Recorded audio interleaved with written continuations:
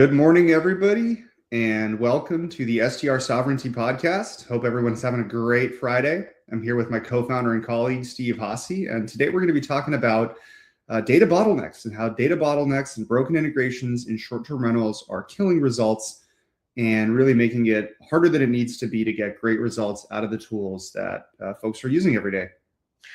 That's right, man. So, we're talking about STR Sovereignty, right? Your short-term rental business is not there to weigh you down, to drag you down, to give you another job. It's there to help you break free. And if you aren't getting results, you are never breaking free. That's why we're in business. That's why we're passionate about building Yada and why we love talking about this topic, because it's not just about the software. It's about the mindset. It's about what you expect from your systems. It's about how you set things up to win the STR game. That's why we're here. Exactly, and just making smart moves and making good integrations and good plays to enable yourself for success. All right, before we dive in, Peter, what's a smart move and good play that you have done lately? Okay, so I would say that for me, it's kind of like related to this topic, but exporting data from property management systems and like backing data up is so critical. So I've done this for myself on systems that I use, and I've worked with a couple of Yada customers to help them do it. But having a backup of all of your previous reservations and your guest data and your reservation data and your pricing data and things like that is so critical. So whatever happens, like if you switch systems, if something goes down, if data gets lost, like you never know what's going to happen. It's always good to have your own copy and your own records of every guest transaction, of every reservation, and of every piece of contact information, because you never know when that stuff might be useful in the future. And you never know what might happen to it if you decide to switch softwares or decide to switch PMS vendors. So having your own backup of it is like probably the smartest thing that I've done in a long time. Man, that was very helpful and very tactical and strategic. I was not expecting something so useful. Well, I mean, like I was talking to a couple of folks who had recently switched PMSs, and it seems to happen more often than not. Like something will happen, like whether it's a bug or some sort of lack in functionality and so on. And I think the average individual spends like 18 months with their PMS. Like it's not a really long time. And every new setup comes with this very real problem of like losing all of your historical data. So you might get some data from Airbnb when you sync again, when you sync up your PMS to Airbnb, but everything to do with direct bookings and historical prices and contact info, like stuff that's really important to you as an operator, does get lost in those transitions. So just having like the habit of maybe every quarter, it doesn't need to be every week or every month, but like maybe every quarter, just doing a backup and getting it all into a CSV or a JSON, or even putting it on Google Drive or something like that as a big spreadsheet is just super valuable, and I think something that everybody should be doing. That's good stuff. So for me, my smart move is very low tech, very lo-fi. Actually having a whiteboard in my office with which to track what is the thing that will be a win for the team this week, so that I can stay focused on that and not go down rabbit holes. And if I do, not stay down there for too long. And also to track my movement and activity during the day. Yeah. We have so many, I have an Oura ring, so I track all my got one as well. Vitals, all right. Here our affiliate link is in the comments, folks. That and Apple Watch, you can get both right through Yada. Yeah, part of your Yada subscription. Just kidding, none of this is real.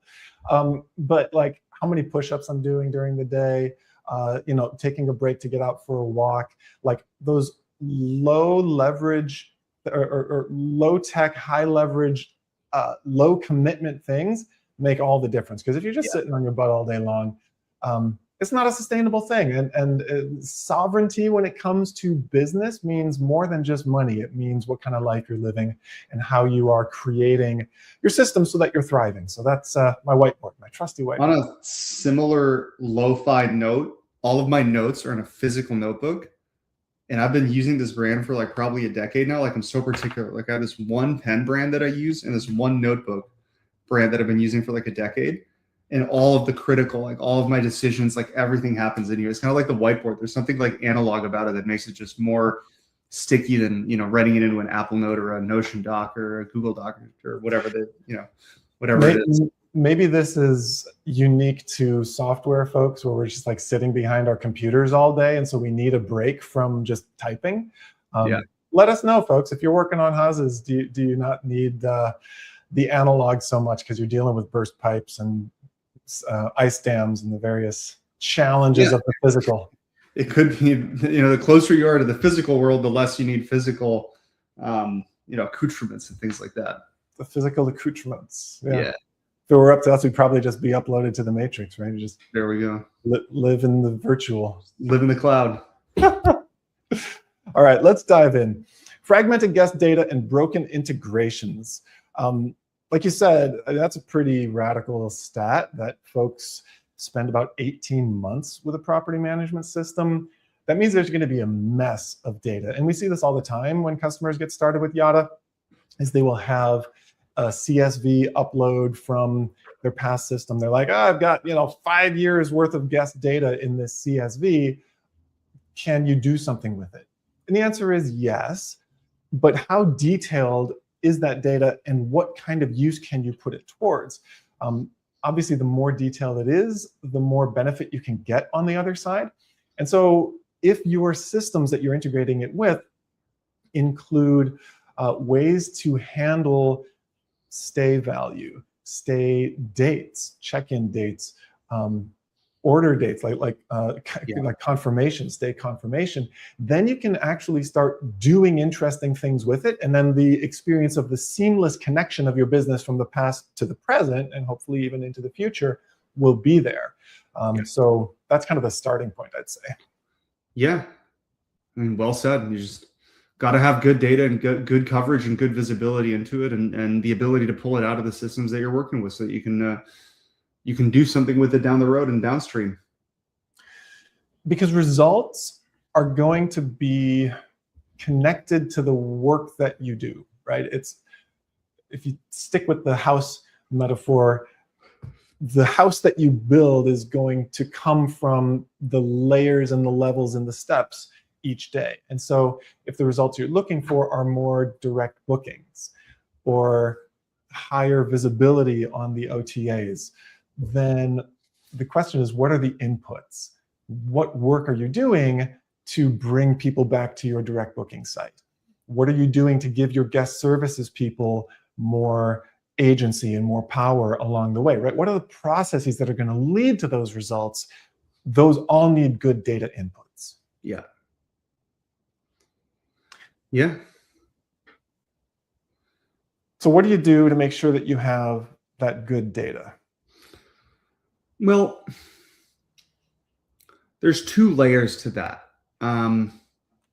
The first layer is that you need good data collection at every step. So property management systems can collect quite a bit, and systems like Yada can collect quite a bit, and systems like Airbnb can collect quite a bit. So the first thing that a person really needs to do, and that a company needs to do, is just make sure that every opportunity they have to add something into the systems that they're using, like add information into the systems that they're using, take those opportunities to do so. So, ask the question, like, why is somebody traveling? What kind of amenities are they interested in? Just note, like, did they book 6 months before arrival or 1 month before arrival? Every possible data point is valuable down the road. So the penalty for collecting it is really low, and the return on collecting it is really, really high. Especially because we are now in an era where intelligence is almost free. Yeah. The old world, basically the pre-AI world, had a limit on what you could do with data. Yeah. It was limited by the people who were looking at it and responding to it. Like, if you don't want your guest services team, or if you don't want yourself to be having to worry about why did someone come, how early before did they book, you're like, I am dealing with clogged toilets here, man. I can't worry with why someone came. I just want to make sure the house is okay when they arrive. we are no longer in that world because there is intelligence to deal with all of that information such that you can use it for better messaging, better marketing, better guest experiences. So suck up all that data and then find the systems that can turn that into quality guest experiences down the road. Yeah. And even before that, even before plugging it into systems, like you can always upload it to tools like ChatGPT and Claude and Gemini and ask questions about your business that are otherwise hard to get insight into. Like, who are my best guests? Like, find me the people that left 5-star reviews and find commonality between all those people. Do they book in the summer? Do they book last minute? Do they book, well ahead of time? Are they families? Are they couples? Like, just having that data and even being able to use, I guess you could call them like level 0 tools, like the most basic, least connected tools where you're just uploading a data set and talking to it. That's still like really valuable and definitely a massive step above, what would have been possible 2 or 3 or even a year ago in terms of understanding the informations that power your businesses. That's brilliant, man. That's so true. Like, at the very least, talk to the machine about your business, because it's not going to know everything. It's going to hallucinate. It's going to be weird, but it will also be insightful. Like, there's going to be things that it will tell you that you did not know. Yeah. And like, it's not there to like find the answers, but it's there to put you like, kind of like push you in the right direction. So, don't think of the machine as like this oracle that can just, tell you how to run your business. But if you have a big data set of reservations, it's really good at just answering some of those intuitive questions that you might have around your calendar and things like that. And just testing some of those assumptions so that you can go ahead and make smarter decisions based on that. So, like a team member, like a really, really good data analyst that's just there to answer specific questions that you might have about data that you have. I love the podcast with Reid Hoffman. It's called Possible. It dives deep into all the AI things. And one of his recent co-hosts used to be a data analyst, and he was working at a big fancy company doing data work. And once the LLMs came along, once AI really came along in the chat format, he started using that, and he realized the AI is a better data analyst than he is. And so he's sitting there, he's one of the first people to see it. He's like, I am so screwed right now. Yeah. This machine is better at my job than I am. But the light bulb went off for him, and he said, what I need to do then is become great at the machines. Yeah. I need to be the one who can liberate all the data analysts, because frankly, that job kind of sucks. You're sitting there just like poring over all these lines, trying to figure out the queries to write. Like, let the machine do that, and you be the one who's just asking the questions. So the fact is, everyone listening to this right now has about $130,000 a year employee sitting in their back pocket if you have ChatGPT on your phone. So use that employee to ask the questions you want to know about your business. And they're cheap. Even if you're paying like $20 a month, that's $240 a year for an employee that would have previously cost $130,000 and probably in all likelihood been out of reach for most businesses. Everyone, unless you got 100 million in venture financing, like no one has that person on their staff. Yeah. Okay, so speaking of people on your staff, another one of the things that we see quite often is that operators want the results of marketing. They want the results of direct booking campaigns, but they don't have the time to not only implement it, but continue it. Yeah. Marketing happens over time. It's not an instant thing, just like building a home. You can't stand it up in a day. It takes time, sequence, interaction. Materials, logistics, everything. All the things. So marketing is just like that. And a lot of people do not have the time for that. So let's talk about what you do if you're a resource-constrained operator. One-person team, your staff is overloaded. How do you do direct booking marketing campaigns? Yeah. Well, first off, the only real step that you need to do if you're resource constrained and you want to do marketing is just get access to your data. So export as much as you can from your property management system, or connect your property management system to a marketing tool like what we have, to be able to do marketing with the data that's currently logged in your property management system. We have this philosophy that marketing should not, like, it shouldn't be like 5 years ago, marketing software was all about like setting up a lot of infrastructure so that you as a marketer could go in and do a whole bunch of things and have it be a very active process. Like setting up HubSpot, for instance. Like if you're a marketer, you're going to spend quite a few hours setting up HubSpot, and you're going to spend, half a dozen hours a day in HubSpot working on campaigns, building collateral, landing pages, all sorts of stuff. I think that's changed now quite a bit. So if you're a resource and time constrained STR operator, and you have the ability to integrate or export your data to a marketing system, just choose a system that kind of does it all for you, because either agencies, like you can have marketing agencies that'll do quite a bit of the stuff for you, like setting up campaigns, building the collateral, the email templates, the lists, the segments, like all of the intelligence that goes into delivering really smart marketing. Or you can use a system that's built from the ground up to do that in a very low touch way. The only like reliance would be for you as an operator would be to get the data out of your property management system, so that these low touch systems can go ahead and create campaigns and run marketing and reach out to guests on your behalf in a very, very automated, very low touch way. And so that kind of brings together the two topics we were just talking about, where if you have unlimited intelligence, your ability to do effective marketing suddenly increases. Yeah. And so when you're looking at marketing tools, and yes, this is a pitch for Yada because this is what we do, but this is also something you can look at for any tool that you want to work with, or any agency that you're planning on hiring. How are they using intelligence to take your existing data, your existing customer set, and craft effective campaigns that get you results? The topic of the conversation today. Well, I mean, the how is a tough question, because it's I don't think it's as straightforward as that.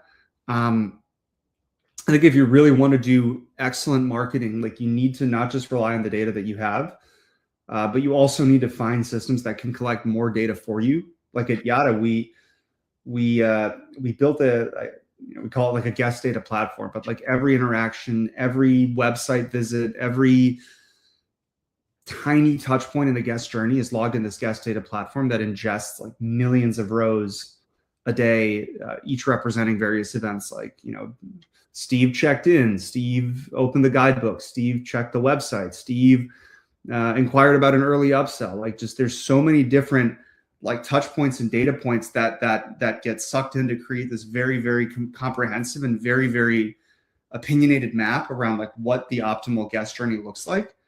And then we use that to just like intelligently find the right person to get the right message or the right offer at the right time.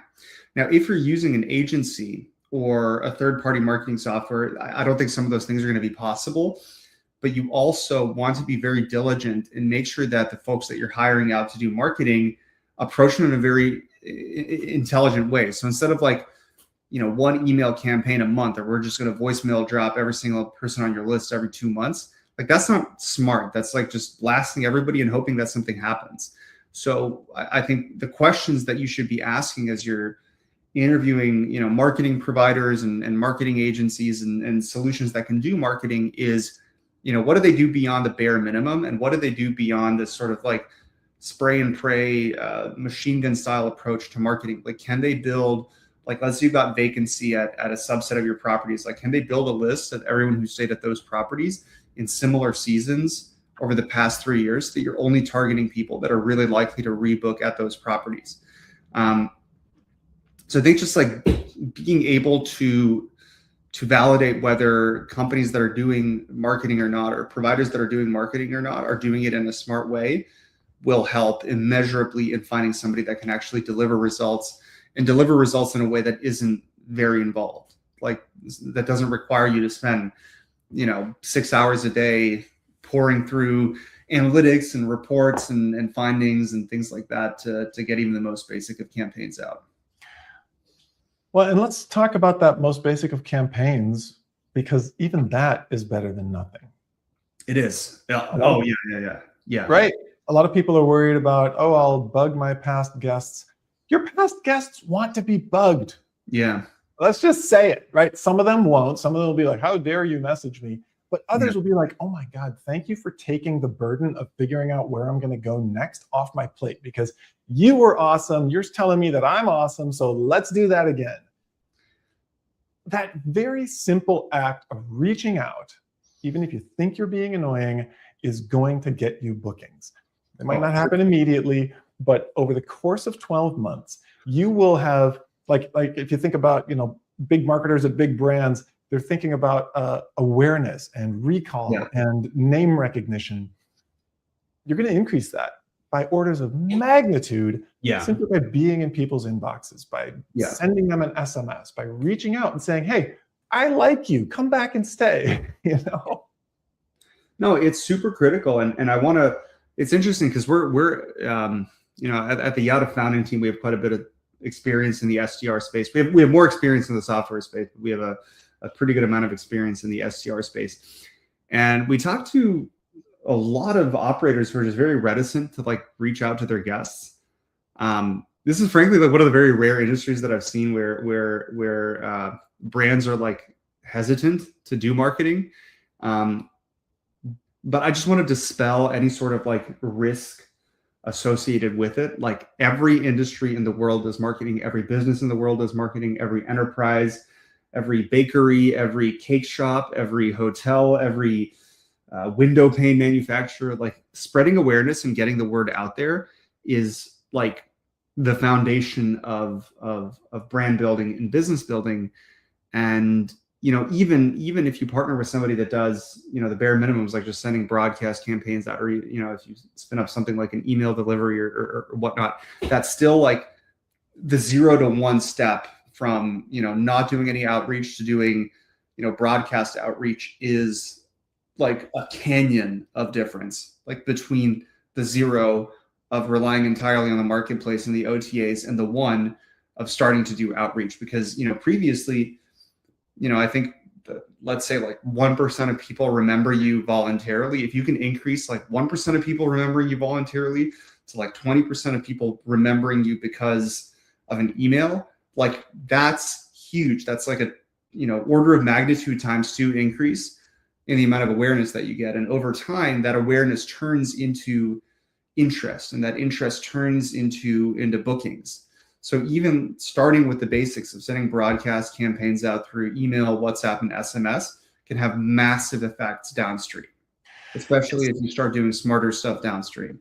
Yeah. So let's talk about those broadcast campaigns, because at this point we have sent hundreds of thousands of messages out on behalf of operators. And the most important thing that I could recommend as you do this is to include your brand name in the from name for the email, so that even if someone's coming through and they're just clearing out their inbox, right, just delete everything, you're still going to look at the from. You don't just randomly delete unless you declare inbox bankruptcy and just blow everything away. You're going to look at that from name, and if you say, hey, I'm not looking for a trip, they're still going to lodge your name in their mind. Same thing with an SMS. You don't just say, hey, come book for the spring, or hey, it's Steve, we loved hosting you. Hey, it's Steve from my STR, brand. We loved hosting you, come book for the spring. Yeah. Even if they just say, hey, I'm going to move on, they see your brand name, and down the road, that's going to have an impact. Exactly. And the brand name needs to be there, not your personal name, because there's a million Peters and a million Steves in the world, but there's probably very few, Carolina Sand Lodge or something like that. Folks will remember that when you put it in the subject, or if you put it in the first line or so. But you should also put your name in. Yeah, you should definitely put because that's the personal connection. Yeah, that's the personal connection. From Carolina Sand Lodge or something like that. Yeah. You heard it here, folks. That's a great tip.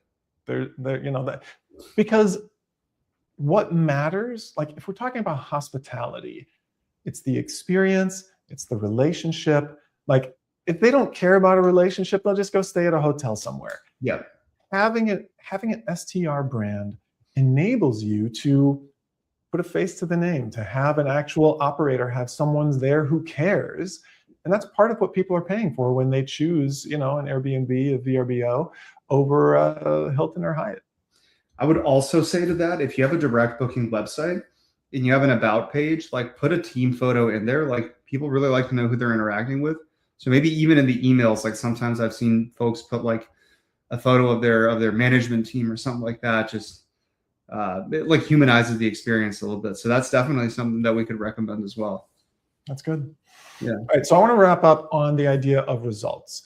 Yeah. Sometimes when people get started with us, it's I'm going to try this for a month. I'm going to send out a campaign. I'm going to blast everyone who's, phone number I have with an SMS. And if I don't get a booking, we're done. And I'm always a little nervous when I'm working with folks like that, because I'm like, fingers crossed this thing works. Yeah. Not because it may not work, but because the people they're reaching out to may not be considering a trip. Like everyone has their booking window. Everyone has like when that's a possibility. And it's different than buying, sweet, what is this, Ember mug? Today's just our product demo day. It's different than buying, a electric coffee cup, which anyone could buy at any point for just a couple of, disposable bucks. Yeah. A trip is a bigger thing. So maybe you're going to get results on that first SMS send, that first email send, but maybe you won't. But that doesn't mean that it doesn't work or that it's broken. Yeah, it takes time to ramp up. So outbound marketing, especially for high ticket items like this, is a multi-month process of just building the pyramid with awareness at the bottom and bookings at the top. And like there's a couple of levels between awareness and booking. So I think if you're starting to embark on a journey of outbound marketing, you have to be aware that results are not going to be instantaneous. It takes time for knowledge to build, for awareness to build, to hone in on the right messaging. And that's a completely normal part of the process. Like if you could just turn on a button that says marketing and immediately start seeing like money in, I think every business in the world would be, overjoyed by that new reality. But that's just not like the reality of it being instantaneous. It does take cycles. It does take time. It does take layering. It's kind of like a relationship. Again, marketing is just building a relationship between your brand and the person that you're selling to and the person that you want to come back. It takes continuous communications. It takes multiple touch points. It takes emails and SMSs and offers and loyalty and rewards and things like that. It is not going to be instantaneous. So if you decide to embark on a marketing journey and decide to embark on, really using outbound marketing and using, intelligent outbound as a way to drive direct bookings, like be 100% confident in the fact that you are going to get a ton of direct bookings, but also know that it is going to take weeks, if not months, for the flywheel really to start, moving at its desired speed.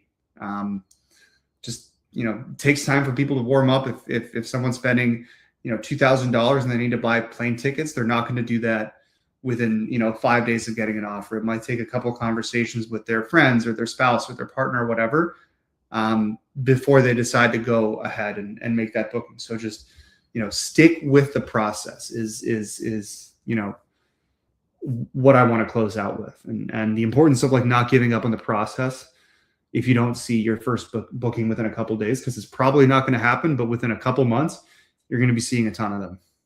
Well said, man. Well said. It's like anything in life that's worth it. You're not going to get in shape from a single month of exercising. No. You're not going to have a great relationship from a single month of conversations and dates and connection. Yeah. It takes time. It's a building process. Yeah, but it's a fun process. Like you start going from 1,000 emails out and one person saying yes to 1,000 emails out and 20 people saying yes to 1,000 emails out and 100 people saying yes. So it just builds and builds and builds. Dude, I'm so pumped. Let's get to work. Let's get to work. Well, thanks for listening, for everybody. tuning Yeah. in this week. We hope you found this illuminating. Again, if you have any questions about marketing, or how to find the right marketing tools, or how to get started with using your data in smarter ways, or in really effective ways, or anything related to data and marketing, please reach out to us. We're more than happy and more than glad to answer any questions, and learn from you as well, like how you guys are using data exports and analytics tools and ChatGPT and things like that to help make smarter business decisions and do marketing and so on. Nobody knows what they're doing right now. Exactly. We're all learning. Including us. We all need each other to learn and to grow and to figure out what's most effective. How do you move forward in this world where intelligence is basically free? It is such an exciting time to be in business, and we can't wait to continue the journey with you. We can't wait. Hope everybody has a great weekend as well. Bye-bye.